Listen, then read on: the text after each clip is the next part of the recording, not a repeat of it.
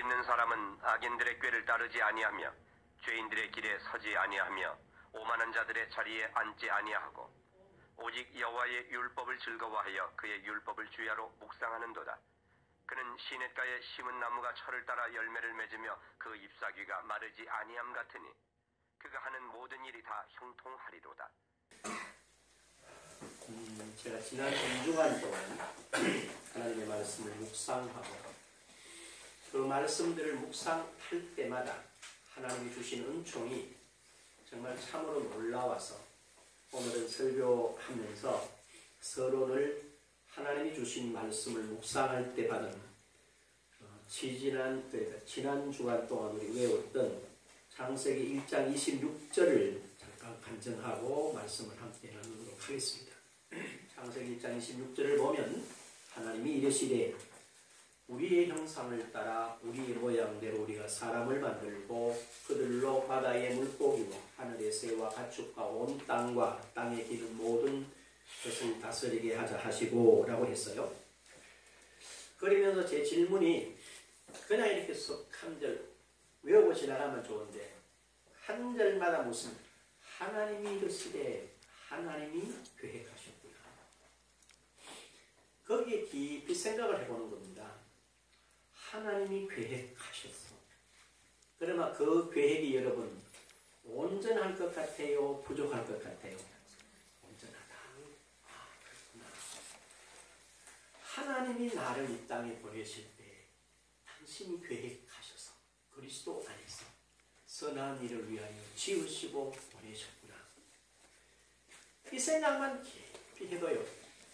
세상에 그 무엇이 부러울 것이 없는 그러한 존귀함, 그러한 설렘, 또한 그 속에서 하나님이 나에게 허락해 주신 귀한 은총 하나하나가 감사와 감격으로 받았습니다.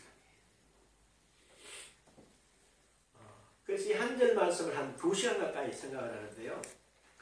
은혜가 될 수 없어요. 그리고 마지막에 보면 이렇게 되어 있어요.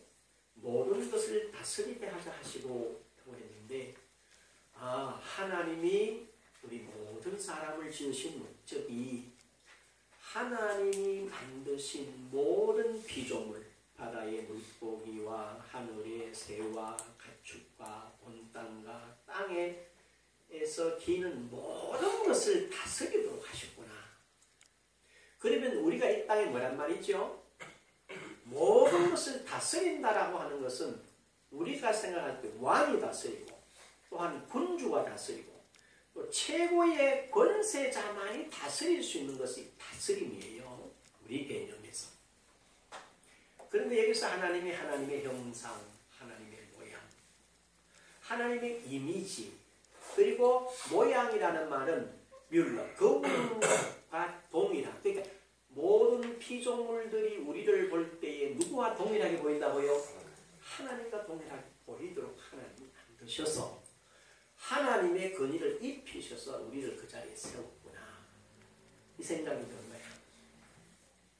그런데 우리 현실을 돌아보면 그렇지 않아요.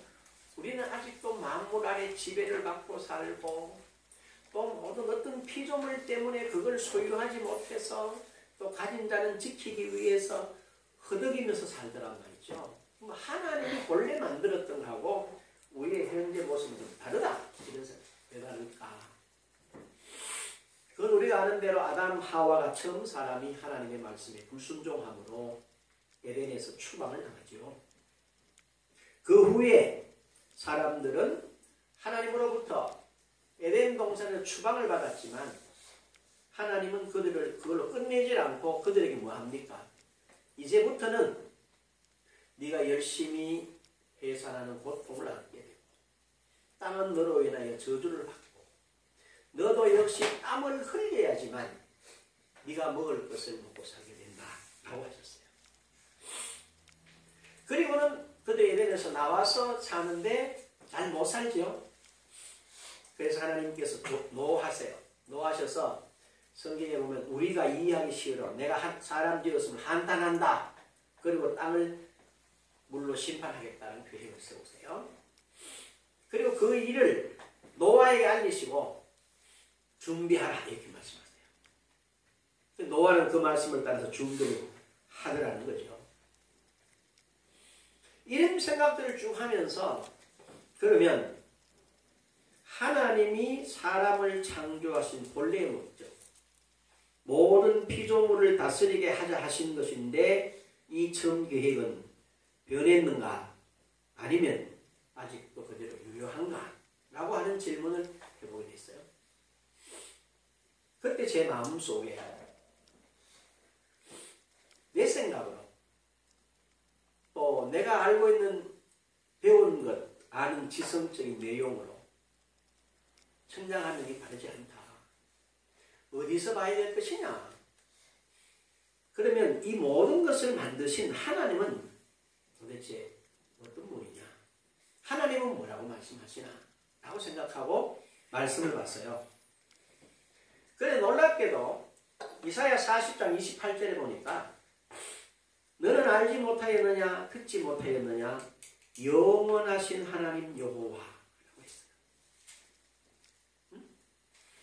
너는 알지 못하느냐 듣지 못하느냐 영원하신 하나님 여호와. 하나님은 뭐 하시다고요? 영원하시다. 그리고 이것이 히브리서 13장 8절에 보면 예수 그리스도는 어제나 오늘이나 영원토록 뭐하시라? 동일하십니다. 영원하신 하나님 여호와. 어제나 오늘이나 영원토록 동일하신 하나님 그리스도. 그 다음에 야고보서 1장 17절을 보니까 온갖 좋은 은사와 온전한 선물이 다 위로부터 빛들의 아버지께로부터 내려오나니 그는 변함도 없으시고 회전하는 그림자도 없으시니라. 하나님은 뭐가요? 변함이 없으시다. 하나님은 회전하신 그림자조차도 없으시 늘 동일하시구나 하는 생각. 그러면서 그렇다면 하나님께서 변하지 않으신다면 하나님이 사람을 위하여 처음 계획하신 그 계획 변하실까요? 안 변하실까요? 안 변한다는 거. 안 변한다. 과연 그런가? 과연 그런가? 그래서 성경에 자세히 한번 봤어요. 봤는데 아담의 실패로 에덴동산에서 쫓겨난 노아와 그 아들과 그 자녀들에게 하나님이 하시는 말씀이 똑같아요. 창세기 9장 1절 7절을 보니까 하나님이 노아에게 축복하시는 내용 그리고 노아가 이 땅에 살아가야 될 내용과 방법이 똑같아요. 하나님은 에덴에서 쫓아내도 하나님이 본래 가졌었던 계획, 목적은 변하지 않았구나 이 생각한 거예요.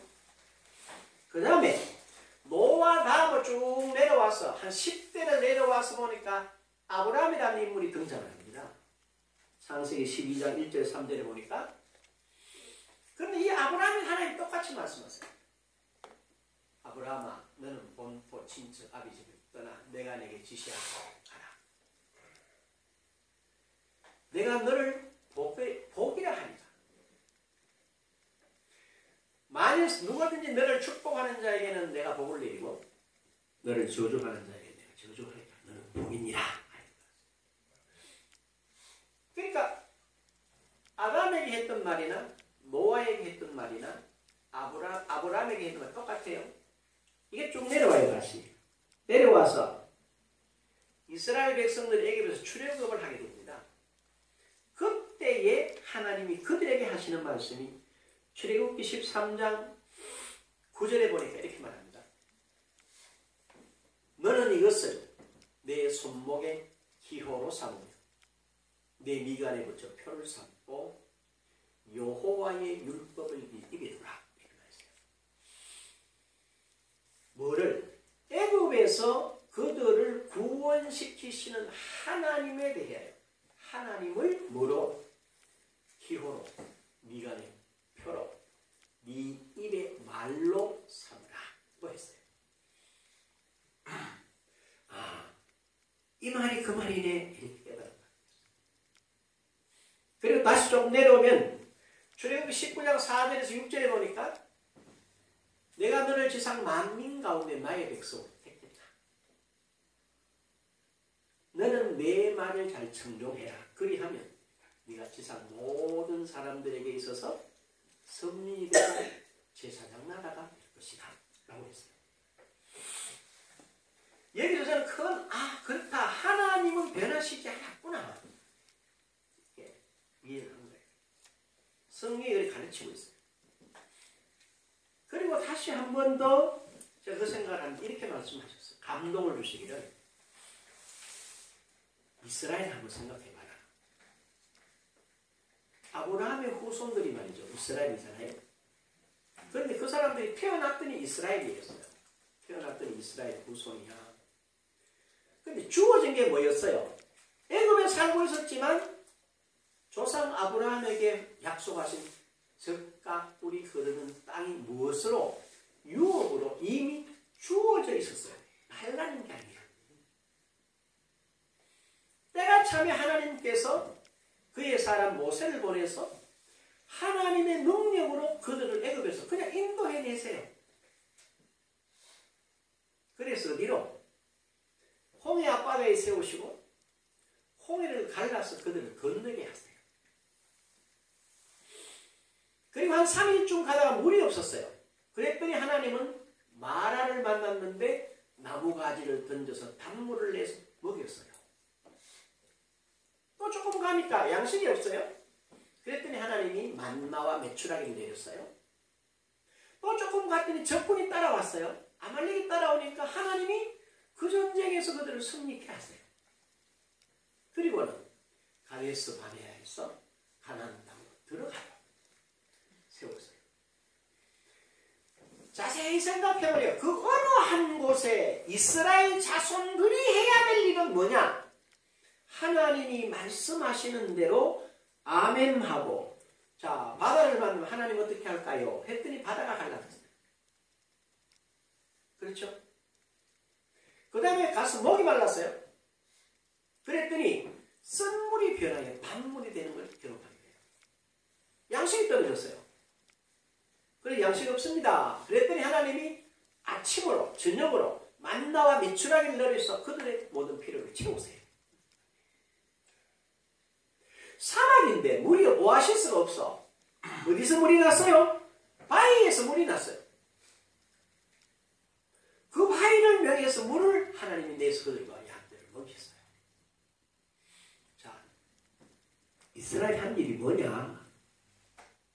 없는데요. 하나 있습니다. 뭐? 애굽에서 나와야 됐어요. 자기들 걸어서 나오면 돼. 갈라진 홍해를 건너야 했어요. 그 다음에 목마를 때 목마릅니다 이랬더니 물 주셨어요. 그 무엇 하나 이스라엘이 자기들의 생존이나 가나안에 들어가기 위해서 어떻게 해야지는 없더라는 거야. 전적으로 뭐요? 하나님의 은혜와 그 은혜를 중심한 말씀하시는 대로 뭐만 하면 되더라? 따라가기만 하면 되더라는 거예요. 그런데 말이죠. 이 사람들이 이걸 놓쳐요. 놓친다. 1세대가 놓치잖아요. 그래서 뒤에 여호수아가 들어가요. 백성들이 끌고. 저는 여기까지를 보면서 깜짝 놀랐거든요. 하나님은 창세기 1장 26절에서 그 백성들에게 다스려라 하는 그 약속은 지금도 뭐하다? 유효하다. 그래서 에베소 1장 20일 또 만물을 서발 아래 복종시키시고 그를 만물 위에 교회의 머리로 삼으시고 교회는 그의 몸이니라고 하시는 말씀이 바로 이 말씀이구나. 내가 바로 영이구나.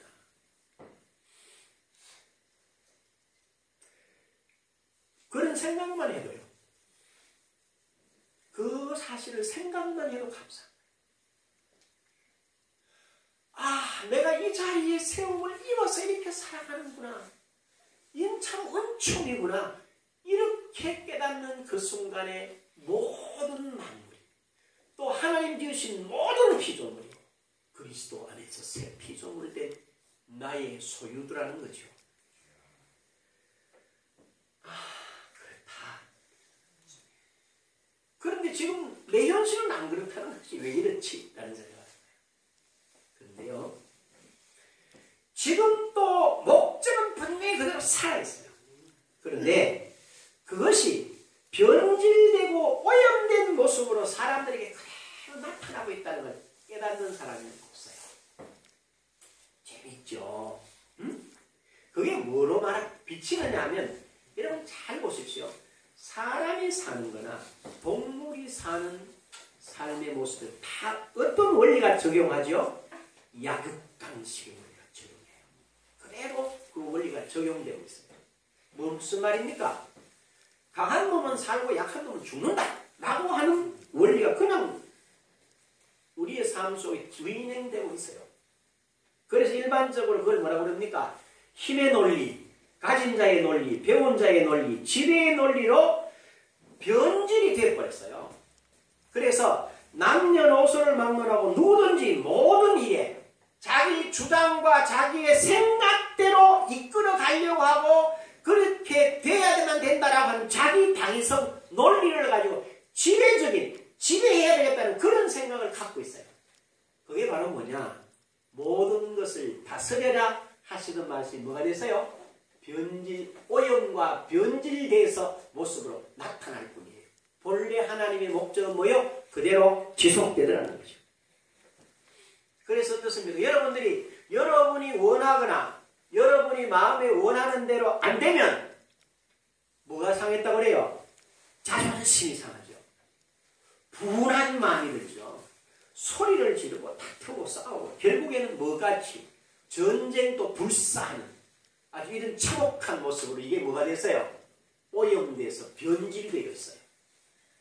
분명한 것은 처음 에덴에서는 어떤 결과가 빚었냐면은 생육하고 번성하고 충만하고 정복하라. 여기서 우리가 생각해야 됩니다. 정복하라 이 말은 힘으로 정복하라 그런 말이 아니에요. 바른 정자, 하나님이 세운 바른 원리대로 모든 것이 돌아가도록 상호간에 뭐해라? 부족한 걸 채워져 가면서 온전한 모습으로 가라의 의미로 정복이에요. 이거는 힘으로 지배하거나 다스린 그런 의미가 아니에요. 그리고는 에덴에서 뭐라고 그랬나? 다릅니다. 모든 것은 조화. 그 다음에 뭐예요?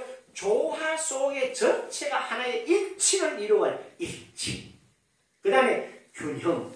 이런 것들의 다스림이라는 거예요. 그래서 가장 아름다운 모델로 제시한 게 부부란 말이에요. 부부관계. 그래서 뭐라 그래요? 남자가 부모를 떠나서 그 여자와 합하여 뭐가 되라? 둘이 되라. 그러니까 하나는 부족하다. 둘이 하나를 이룬 이것조차도 변질돼 버렸어요. 그래서 이 하나님이 원래 지으신 의미는 너무나 다른 모습을 하고 있어요.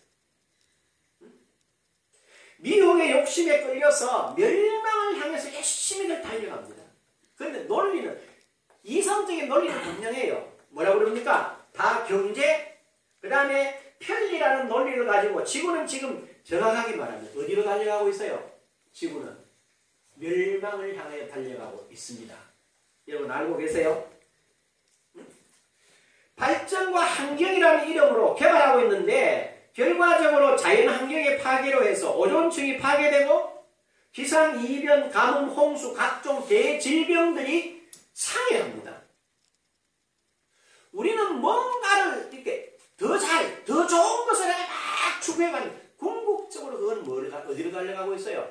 멸망을 향해서 달려가고 있다는 사실을 인지해야 돼요. 그것이 깨어있는 성도들이 해야 될 이야기입니다. 왜냐? 요한복음 8장 44절에 보면 너희 아비 마귀에게서 났으니 그는 뭐의 아비요? 거짓의 아비라고 했어요. 그리고 그는 뭐요? 죽이고 멸망시키는 자기 때문에 거기에 미혹돼서 그쪽으로 끌려가는 사람들은요 전혀 아무런 의식 없이 멸망으로 저주로 영원한 멸망으로 가는데도 인지하지 못해요. 바로 이런 상황에 이것은 절대적인 사실이고 지구는 지금 멸망을 향해서 걸어가는 게 달려가고 있어요. 그런데 여기에 오늘 이 세대 가운데 복 있는 사람으로 또 세상에서는 소금과 빛으로 세상에는 등잔 위에 등불로 산 위에 동네라고 부르시는 이 이름으로 불리는 우리가 어떤 모습으로 살아야 되느냐? 그것이 오늘 본문에서 우리에게 아주 극명하게 잘 나타나 있어요. 자세히 보면 참으로 놀랍다는 겁니다. 아, 하나님이 본래 세웠던 사람을 향하여 가지신 계획이 변하지 않았다면 서로 어둠의 세력이 이 땅 사람들을 욕심으로 미혹해서 멸망으로 이끌어 간다고 그러지만 여기에 누가 어둠이 짙으면 짙을수록 무엇으로 빛으로 소금으로 세움을 입은 저와 여러분들이 버티고 서면 진행을 가로막을 수 있다 없다? 가로막을 수 있다는 거죠. 뭐가? 어두움과 저주의 세력이 이 땅을 지배할 수 없도록 우리가 막았을 수 있다는 겁니다. 아, 그렇구나. 그것이 복 있는 사람이구나. 그러면 복이란 말은 뭐냐? 복이란 말이 뭔가를 여러분 먼저 이해해야 돼요. 우리는 복, 그럼 오복. 오복이겠죠, 오복. 잘 먹고 잘 써먹고 있어요. 사람한테 오복 있잖아요. 그런 의미의 복을 말하는 것은 세상의 기준으로 말을 하죠. 성서는 그렇게 말하지 않아요. 성서는 뭐라고 말하느냐면요. 먼저 성서가 말하는 복이라는 말은 먼저 하나님을 아는 것이죠. 응? 하나님을 아는 것. 하나님 어떤 분이시냐? 하나님은 영이시라는 겁니다. 어떤 영향력이나 힘을 나타내는 게 아니고 한 영, 인격을 가지신 하나님이시라는 사실을 가장 먼저 아셔야 돼요. 응? 그 다음에 그 하나님은 어떤 분이냐? 그 하나님은 불변하시는 하나님이시다. 풍성하심과 동시에 그분이 나의 뭐라? 한번 따라하죠. 그분은 나의 아버지이시다. 하나님은 저와 여러분의 아버지시라는 사실을 여러분이 알고 믿으셔야 합니다. 이건 구약 신약만 그렇게 구약 똑같아요. 이사야 41장 40장 아니 이사야 1장 2절을 보면 이렇게 말합니다. 하늘이여 들으라 땅이여 들으라. 여호와 하나님인 내가 자식을 양육하였더니 하나님인 내가 자식을 양육하였더니 이렇게 돼 있어요. 이스라엘 백성들이 하나님은 누구였다고요? 자식이었대. 그걸 얘네들은 그걸 모르더라는 거죠. 이렇게 하나님은 말씀하세요. 하나님이 저와 여러분의 아버지라는 사실을 여러분이 알고 그분을 믿게 되면 그것이 예수 믿는 사람들에게 사람에게는 가장 큰 뭡니까? 복이라는 사실. 아시겠죠? 왜냐? 아버지가 소유한 모든 소유는 자식에게 자동적으로 뭐가 됩니까? 유업으로 상속으로 주어진다는 거예요. 이 사실을 여러분이 깨달으시면 참으로 놀라게 됩니다. 그저 뭐 교회 다니지. 그렇게 생각하면 그냥 교회 다니게 돼요. 그러나 하나님이 아버지야. 내가 아버지의 자식이야. 그렇다면 아버지가 어떤 분이냐에 따라서 자식에게 주어지는 권한, 권리, 그 뒤에 배경이 전혀 다른 사람이 된다는 거예요. 그런 내용으로 여러분 자신이 하나님 안에서 여러분을 세우시면 참으로 이 땅에 두려워할 것이 없는 여러분 자신임을 깨닫게 될 줄로 믿습니다. 그 다음에요. 여러분과 제가 이렇게 육신을 입고 있지만 우리는 영적인 존재라는 사실을 기억해야 돼요. 우리는 육을 입고 살지만 육으로 사는 사람들이 아니야. 뭘 따라 살아요? 영을 따라서 살아요. 그래서 여러분 설에 만나서 다 한마디씩 하셨죠? 새해 복 많이 받으십시오. 무슨 복을 받으라고? 그렇게 말했어요. 그냥 목사님 생애니까 그래 가니까 무슨 뭐 그래 따지노. 한번 생각해보란 말이 그냥 하지 말고. 거긴 여러 가지 의미가 있을 거예요. 그러나 그 가운데 아주 중요한 의미는 평안하십시오. 평안하십시오.가 첫 번째 거예요. 그렇죠? 왜 평안이 필요합니까? 잘 먹고 잘 입고 살면 되지. 잘 먹고 잘 입고 좋은 집에 살면 되지. 왜 평안이 왜 필요하다는 거야? 바로 그 말은 사람은 잘 먹고 잘 입고 좋은 집에 산다고 행복한 게 아니라는 거야. 뭐란 말이에요? 마음에 뭐가 있어야 돼요? 평화가 있어야 된다. 그 말은 사람은 잘 먹고 잘 입고 좋은 침대에서 좋은 집에 눕는다고 잠이 오는 게 아니라 뭐다? 마음에 뭐가 있어야 돼? 평안이 있어야 된다. 라는 사실. 그래서 사람은 무슨 존재다? 영적인 존재라는 사실을 여러분이 기억하고 그 위에 여러분 자신을 세우셔야 됩니다. 응? 두 번째로 그렇게 섰으면 그리스도 안에서 새 피조물됨을 알아야 돼요. 그럼 나는 도대체 어떻게 영적으로 회복이 되단 말이냐? 바로 고린도후서 5장 17절 그런즉 누구든지 그리스도 안에 있으면 뭐요? 새로운 피조물이라고 하는 그 사실로 자기를 늘 봐야 돼. 예? 나를 그렇게 봐야 된다. 여러분 자신을. 그렇죠? 그 위에 서는 방법과 내용은 어떤 방법으로 어떤 내용으로 서야 하느냐? 그건 바로 영이신 하나님이 영인 사람에게 주신 영이요 생명이신 이 말씀에서 말씀하시는 대로 하면 방법과 내용이 말씀 안에 다 있어요. 그대로 하면 매 순간순간 승리를 누릴 수밖에 없습니다.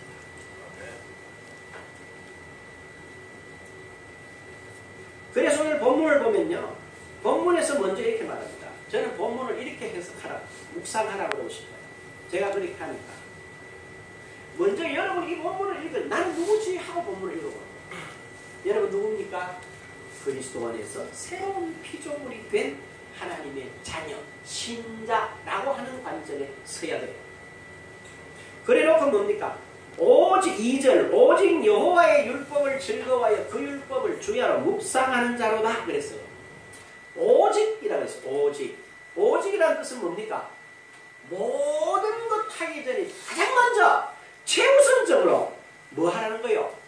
오직 여호와의 율법을 말씀을 뭐요?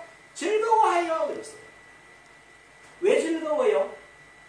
자, 그냥 이렇게 즐거워하여 이러지만 왜 즐겁지? 한번 생각해 보십시오. 즐거운 이유가 뭡니까? 그냥 즐겁습니까? 근데 그렇게 한번 생각해보면 뭔가 다른 거예요. 그럼 여러분 보통 어떨 때 즐거운 일이 있어요? 일상생활 가운데서. 응? 한옥은 관계 속에 있을 때 그렇고 나 혼자 있을 때 어떤 게 즐거워요? 아마 생각을 한번 해보셔야 돼요. 그래서 오직 여호와의 율법을 즐거워하여 저는 이렇게 깨달았어요. 맞다. 내가 영이요 생명적인 존재니까 영이요 생명으로 주신 그 말씀이 내 영 속에 내 생명 속에 양식으로 생명으로 공급되니까 저절로 뭐요? 즐거움과 기쁨과 감격이 솟아나는 거예요. 여러분의 삶 속에 필요가 있잖아요. 필요. 그 필요를 채워주는 게 우리 물질이라고 해요. 그런데 예를 들어서 이렇게 말합니다. 오늘 이렇게 여러분들이 교회를 나오시는데 아침에 내가 전화를 했어요. 집사님 오늘 교회 오세요. 왜요? 저녁에 하나님 너희들 돈을 좀 보내는데 집사님한테 많이는 못 드리지만 오늘 저녁에 오늘 오면 내가 한 1억 줄게. 자, 그 소리를 듣고 예배당에 온다. 그러면 어떻게 했어요? 줄까 말까 이런 갈 때만 확실하게 목사님 확실하게 줄 거라니까. 자, 그렇게 예배당 오면 즐거워요 안 즐거워요? 즐거워요. 아이고 즐겁지. 오다가 막 기차 차에 확 교통사고 났어요. 그러면 교통사고 나가 교회 오겠어요 못 오겠어요? 오직 차 옆에 대놓고 절미서라도 자랑이다 내가 좀 교회 가서 목사님들 이렇게 받고 와 계산하다 온다니까 이렇게 온다니까. 이 즐거움이라는 게 그런 거잖아요. 뭐요? 내가 원하는, 그리고 내가 원하는 가치보다 훨씬 더 우월한 가치가 내게 주어졌다는 거예요. 그걸 아는 것, 그리고 그 가치를 깨달을 때 너무너무 즐거웠었어요. 이게 바로 뭐냐? 여호와의 율법을 즐거워하여야 돼. 왜 즐겁냐? 시편 19편 7절 여호와의 율법은 완전하여 영혼을 소성케 하며 여호와의 증거는 확실하여 우둔한 자로 지혜롭게 합니다. 이런 내용들이 하나님의 말씀 안에 있으니까 이 말씀이 내게 뭐 될 수밖에 없어요? 즐거움이 될 수밖에 없어. 이 말씀이 내게 기쁨이 될 수밖에 없어요. 그런데 제 마음속에 하나님이 영적으로 이런 말씀을 주시죠. 이게 영적으로 이게 다 이루어져 있다. 예? 이 사실이 이게 영적으로 이미 이루어져 있다는 거예요. 그러면서 로마서 8장 13절 말씀을 주시는데요. 네가 육신대로 살면 반드시 죽을 것이거든 영으로서 몸의 행실을 죽이며 산다. 아, 내 속에, 내 영 속에 이게 이루어져 있구나. 그런데 육신을 뭐 해라? 육신의 행실을 뭐로? 영으로 죽여라. 절제하라. 그걸 죽이고 영을 따라가라. 그리하면 뭐가? 결과가 내게 온대. 이러면 찬송을 절로 할 수밖에 없는 상황이 와요. 이래서 여호와의 율법을 뭐 할 수밖에 없다? 즐거워할 수밖에 없어요. 그러면 그 즐거움을 갖다가 잠깐 하고 말겠어요. 자, 오늘 1억 준다 다 왔어요. 오다가 교통사고 났어요. 다리 부러졌어요. 그래서 다리 찔러거리면 삐덕 받아갔어요. 그래 삐덕 받아 병원에 기부수하고 그래도 이게 입이 건지려고 병원에 해가 기부수가 못 누워있네. 그래 왜 안 와? 근데 잠깐 나갔다 올게요. 환자복 입고 밖에 외투 입고 간다 가가지고 보래. 근데 오늘 교회가 목사님 아침에 전화 와가지고 1억 준다 하다가 가가 교통사고에 받았다는 거 아이가. 그래도 같이 정말로 막 1억을 주더라니까. 그래 내가 병원에 내가 잠시 가 이렇게 기부수를 했는데 그래도 내가 뭐 누워있을 수가 없어. 니네 와서 지금 이야기를 한다고 간증을 하겠어요? 누워있겠어요? 간증을 하러 다니는 게 정상이지. 나는 누워있을 건데 그래 그건 조금 거시기 한 사람이고 그렇게 돼 있어요. 그래서 우리가 그 은혜 그 사실이 깨달아지면 주야로 묵상할 수밖에 없어요. 그 말이에요, 이 말이. 그러면 여러분 잘 보십시오. 그렇게 즐거운데 그 사람이 악한 사람들의 꾀에 대해서 생각을 할 여유가 있어요, 없어요? 없어. 누가 죄인의 길에 가자고 와가지고 팔짱을 끼가 막 꽁꽁 묶고 끌고 가지 않는 이상은 절대로 죄인의 길에 들어갈 수가 없어. 저 오만한 자리, 쓸데없는 자리 가자고 끄자락 땡기도 거기에 절대로 갈 리가 있다 없다? 없어요. 왜 그러냐? 이 의미, 여호와의 율법이 즐거움의 의미를 깨닫고 나니까 내 머리에 생각하는 것이나 가는 것이나 않는 모든 전체가 뭐하더라? 변하더라. 3절이 그랬잖아요. 그는 시냇가에 심은 나무가 철을 따라요. 시냇가에 심었다. 굉장히 중요합니다. 그냥 평상시에는 나무가 어디에 심겨져도 아무런 문제가 없어요. 잘 자랄 수 있어요. 우로를 맞았어. 그러나 가뭄이 되면 어떻게 돼요? 일반 나무들은 다 새들새들 다 골아요. 그런데 어디에 심겨진 것만 시냇가, 시내에 가까운 데 심어진 나무들은 뭐하나? 뿌리를 그쪽으로 내렸기 때문에 가뭄과 관계가 있다 없다? 없다는 거야. 제가 말이죠. 지리산 갔는데요. 그 지리산에서 내려온 한신계곡이라고 계곡이 하나 있어요. 그건 여러분들이 언제 참 꼭 한번 가보시면 좋은데요. 그 계곡을 내려오는데 계곡이 얼마나 깊은지. 하늘은 해가 떴는데 찝찝해요. 나무가 꽉 부어져요. 근데 재미난 거는 계곡을 내려오는데요. 아름들이 이런 나무들이 쫙 빠졌었어요. 근데 뿌리가 내릴 수 있는 땅이고 전부 바위라. 근데 이 뿌리가 어디 있는지 아세요? 바위 위에 뿌리가 있어요. 바위 위에. 말이 됩니까? 그런데 재미난 거는 그 뿌리들 끝뿌리가 전부 어디가 있나니까 저 개울가 있죠. 개울가 물로 쭉쭉 뻗어가지고 뿌리 원둥치는 바위에 있고 뿌리의 이렇게 저 근본적인 뿌리는 물에 담겨 있는 거예요. 그런데 그 나무들이 아름들이 있는 거예요. 우리 목사님과 장로님과 같이 내려오면서 그랬습니다. 저게 그리스도인이야. 저게 그리스도인이란다. 어딥니까? 그 계곡이 바위 계곡이에요. 거기에 아름드리 나무가 있어요. 그런데 그 뿌리들이 바위 위에 올리는 그 뿌리 저 큰 금물이 물가에 있으니까 그거에서 빨아들이는 물, 그 나무가 그렇게 척척. 이게 그리스도인이에요. 저와 여러분이 비가 불고 창수가 나고 바람이 부딪혀 와요. 안 온다는 게 와도 뿌리가 어디 내려져 있어요? 하나님께 내려져 있어요. 말씀에 내려져 있어요. 상관이 없다는 거예요. 그래서 시냇가에 심은 나무가 그 다음 뭐라고 그랬어요? 철따라. 철따라는 뭡니까? 한 과정을 거칠 때마다 넘을 때마다 철을 따라 뭐래요?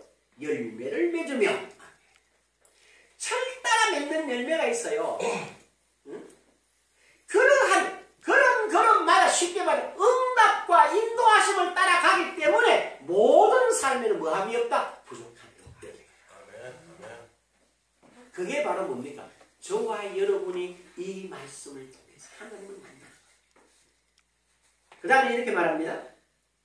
그 잎사귀가 마르지 아니함 같으니 잎사귀가 안 마른다는 말은 뭘 말합니까? 생명에 대한 사랑이 딱 그리고 뭐라고 그랬어요? 그가 하는 모든 일이다 형통하리로다. 형통한 것이 아니고 여러분과 제가 오늘 이 예배하러 여기까지 올라온 이 자체가 바로 형통한 삶이라는 걸 여러분 믿으시기를 바라요. 오늘 저와 여러분 지금 형통한 자리에 있어요. 그래서 이 말씀을 깊이 묵상하는 게 바로 뭘 말하느냐? 이 말씀은 영이신 하나님이 주신 영이요 생명이신 말씀이에요. 그러면 그 생명이신 말씀과 내 영이 이 말씀을 계속해서 묵상한다. 작은 목소리로 내게 아랜다. 일러준다. 그랬더니 뭐가 살아난다? 내 영혼과 전 삶이 살아나더라. 이게 뭐 하는 거예요? 교제하는 거예요. 아시겠어요? 교제는 어떻게 필요하냐? 여러분이 잘 알죠? 교제는 하려면 뭐예요? 첫 번째, 자주 만나야 돼요. 자주 안 만나면 할 말이 별로 없어요. 하나님과 여러분과의 만남이 그런 겁니다. 늘 내게 머물러 있으면 만날 수가 없어요. 그래서 자주 만나야 돼요. 어떻게 만나야 되는가? 하나님은 저와 여러분 속에 내주해 계세요. 성령으로. 그렇죠? 그럼 여러분이 뭐라고 해야 돼요? 그분을 모셔야 해요. 성령님, 저를 뭐 하세요? 모세요. 실제로. 그래서 시편 119편 130절에 주의 말씀을 열면 빛이요 우둔한 사람들 깨닫게 하나이다. 빛 되시는 주께서 내가 말씀을 열 때마다 와서 빛을 비추어서 저로 깨닫게 해주신다. 라는 거죠. 내 속에 내주에 계시는 성령님에게 제가 부탁합니다. 성령님, 제가 이 일을 하려고 하는데 일어나서 저를 도와주세요. 이렇게. 목사님 그 표도 아무 말도 안 하던데요. 처음에는 아무 말도 안 하는 것 같아요. 자꾸 해보십시오. 그러면 그 말을 안 하면 오히려 조금 이상하다는 생각이 듭니다.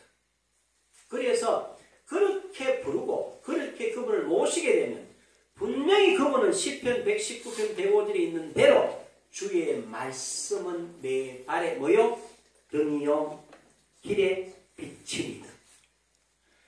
성령님이여 라고 부르면 그분이 나의 모든 내가 지금 하고자 하는 일, 내가 지금 가고자 하는 길에 대해서 뭐로 비춰준다? 영이요 생명이신 말씀으로 비추어 주시기 때문에 여러분은 반드시 승리하고 축복된 길로 갈 수밖에 없어요.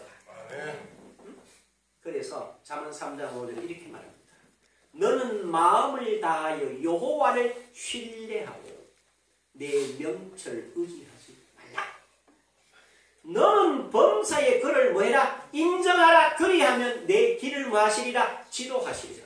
저는 그랬었어요. 이걸 모를 때는 아니 내가 범사에 주님을 뭐 인정합니다. 그럼 그다음 뭐야란 말이고 이렇게 생각했어요. 좀 깨닫고 보면 주의 말씀은 뭐요? 영이요 생명이라. 내가 그 생명 되시는 성령님을 모시니까 그분이 내 영에다가 무엇으로 주신 말씀으로 내게 비춰주니까 길이 보이는 거예요. 길이 지도가 되는 거예요. 이걸 깨닫고 나니까 너무너무 뭐하게 돼요? 행복해져요. 여러분 저를 한번 자세히 한번 보십시오. 설교를 하려고 억지로 애쓰고 힘씁니까? 아니에요. 저는 앞으로 설교는 안 할 작정이에요. 뭐만 할 거냐? 간증만 하려고 해요. 무슨 간증? 내가 목사이기 때문에 하나님이 내 말씀으로 깨닫게 해주시는 간증만 해도 넘치는 거예요. 넘쳐. 이 사실을 여러분 바로 주님과 교제한다라고, 그리스도와 교제한다라고 하는 것은 그분을 내가 내 안에 계시가 모신다는 거예요. 응? 그러면 그분이 뭐라고 그럴까요? 분명히 마태복음 6장 33절 그런즉 너희는 먼저 뭐요? 그의 나라와 그의 의를 뭐하라? 구하라. 그의 나라는 뭡니까? 하나님이 나를 다스려 주세요. 여러분 생각해 보십시오. 하나님이 다스린 나라에 근심이 있을까요? 염려가 있을까요? 질병이 있어요? 애통함이 있을까요? 죽음이 있을까요? 원망, 불평 없어요. 왜? 주님이 다스리시기 때문에. 그럼 뭐야? 그걸 구하라는 거예요. 주님 나를 다스려 주세요. 이 말, 주님이 내 삶의 자리에 들어오면 모든 저주와 어둠의 영역은 뭐한다? 물러간다. 그 다음에 이렇게 하면 그의 나라와 그의 의를 구하라. 그의 의가 뭐냐? 예수께서 십자가를 지심으로 이루셨던 것, 부활로 이루셨던 의, 승천하시면서 하신 약속들로 뭐해라? 구해라. 내게 이루어지도록 구해라. 그러면 누가 나를 볼 때 예수 안에서 나를 보고 예수님 내 안에 계시고 내가 예수 안에 있기 때문에 그분 가지신 것 내 것 되고 내 것 다 그분 것 되니 그분이 날 볼 때 누가 보이더라? 그리스도가 보이고 내가 그를 볼 때도 그리스도 안에서 보이니까 뭐함이 없더라? 부족하거나 불평하거나 원망할 일이 뭐하다? 없더라. 그러면 서로 뭐하게 된다? 감사하게 되고 서로 격려하게 되고 서로 배려하게 되는 이 아름다움이 있을 줄로 믿습니다. 이게 바로 뭐 하는 거냐? 하나님과 교제하는 거예요. 그리스도와 교제하는 거예요. 제가 이런 이 이야기로 마무리를 여러분 좀 와닿으라고 이야기 하나 하고 말이죠. 제가 군대 생활을 했는데요. 그때는 33개월 15일 내지는 21일 했어요. 3년 동안 거의 따로 살잖아요. 그때 우리 집사람하고 저하고 사귀고 있었는데요. 그때는 남자들이 군에 가면 여자들이 거의 다 신발을 갖다가 이렇게 고무신 무슨 뭐 했나 또 그거 신는다 이랬었어요. 그래 나는 절대로 그러면 안 된다 하고 이렇게 눈도장 맞추고 뭐 말을 마여 가는데 그게 믿어지겠어요? 3년 동안 떨어져서 하니까. 그런데 재미난 거는 내가 훈련소에 가서 이제 훈련을 받고 있는데 얼마 안 됐는데 우리 집사람이 편지를 했어요. 근데 편지 훈련소 한 번 오면 되는데 그때부터는 정기적으로 내 기억에 정기적으로 적어도 일주일에 2번은 좀 많고 열흘에 2번 정도는 평상시에 계속 왔어요. 훈련소서도 오고 자대에서도 왔어요. 그래 왜냐? 내가 참 보내는 사람도 중요하고 정성도 중요하지. 내가 남의 박사 하나 구해가 왔는 편지를 다 읽어보고 쫄병들은 자기 혼자만 못 읽어. 오면 고참들보다 내가 일장 읽어봐 쭉 돌아가면서 30개 돼 있어요. 다 읽고 준다. 수만 자 남의 박사를 구해가 묻어놨어요. 군대는 불태우고 있더래. 묻어놨어요. 제대할 때 보니까 이거 라면 박스, 한 박스가 너무 편지용 이게. 그러니까 내가 우리 집사람이 담배나고 아직도 나를 열심히 기다리고 있는 걸 알았지. 그게 뭐란 말이죠? 교제라, 교제. 그러니까 이 사람 마음을 내가 알고 내 마음을 이 사람이 아는 거예요. 신뢰가 깊어지죠. 이 말은 우리 잘했다 이런 표현이 아니야. 하나님이 저와 여러분에게 이 말씀을 주신 거예요.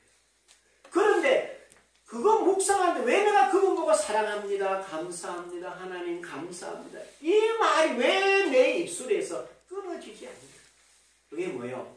그분이 나를 뭐 하세요? 살아주시는 거예요. 내가 그분 안에 있는 거예요. 그분이 내 안에 계시는 거예요. 이 은총을 여러분이 깨닫고 그렇구나. 내가 그분과 뭐 하자? 교제하는데 그분을 모시자. 뭐로 모시자? 말씀으로 모시자. 그리고 내 가는 길을 뭐로 알자? 말씀으로 비추어서 따라가자. 그러면 그 자체가 평탄하고 형통한 길을 깨닫고 그 생명길 가시는 저와 여러분들 될 줄로 믿습니다. 기도하죠. 귀하신 아버지 하나님 영이시고 하나님 만든 저들도 영인데 우리가 그 사실을 깨닫지 못했습니다.